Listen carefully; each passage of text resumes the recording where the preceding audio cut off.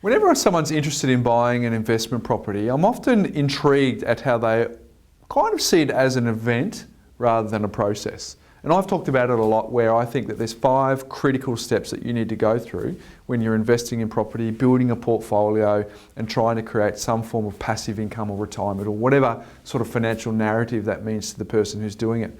But what I find is there's one neglected step all the time. So if we think about the fact that we've got to clarify, evaluate, plan, implement and manage, I think that if we can encourage people to do the first 3 steps, which is get an idea of what their current situation looks like in the clarifying and set some short, medium and long-term goals, and then sort of evaluate based on risk profile, how much money, extra surplus they've got, all those sorts of things, what they should be sort of looking to buy, and then putting a plan in place, which we've talked about the fact that that's not easy, but it's a really critical step.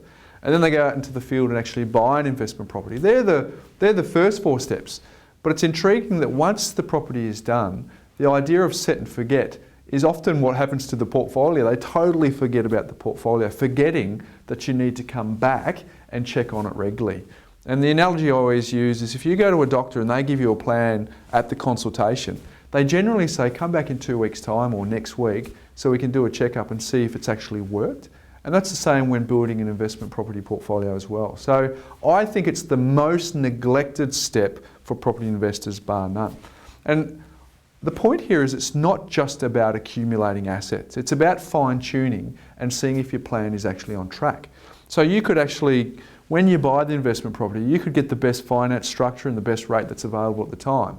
But a year or 18 months down the track, there may be a better structure or a better rate that's available to you that gives you a better chance of getting more efficiencies in your portfolio and ultimately giving you more cash flow put towards retiring the debt. So you've got to check the finance. You've also got to have a look and say, did I buy something that was maybe in original condition that has the potential to add some value to it? Because you could go and get someone to maybe redo the kitchen, redo the bathroom quite comfortably and without too much cost. Redo the carpets, put a new coat of paint on. And you can add value to the property in 4 ways, because you'll increase the value, typically if you do the right things in the right area.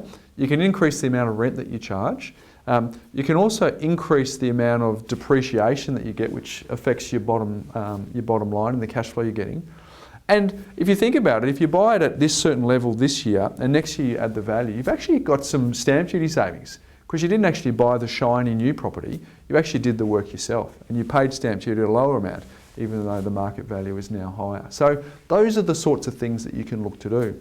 Equally, you might want to talk to the property manager about, okay, what's the market doing for the properties that I've bought in the area? Is there a chance that I can actually increase the rent by $5 or $10, maybe even $15? Because again, all of these things really start to matter and they compound, because ultimately, as I said, it's not just about accumulating assets, it's about seeing the portfolio holistically in terms of buying the right asset, get the borrowing right, getting your cash flow management in place, but equally putting some defence in place. So you might have gone through the process, there's lots going on, buying the investment property, dealing with the banks for the first time, but ultimately, if you've set the portfolio up, you want to defend it.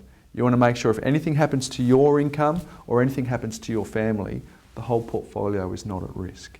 So again, I think it's important that that last step isn't neglected, but I think it is very much often neglected, because there's a couple of things we want to do. We want to see if we're actually meeting our goals, or in some case exceeding our goals, which means we can bring some of our purchases forward.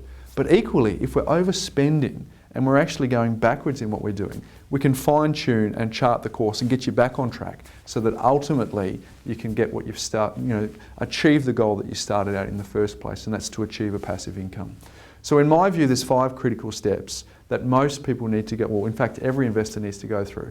But the 5th one is the most critically one that's often neglected, and that's the manage. So I'd encourage all property investors to get a regular review of their portfolio to make sure they're on track.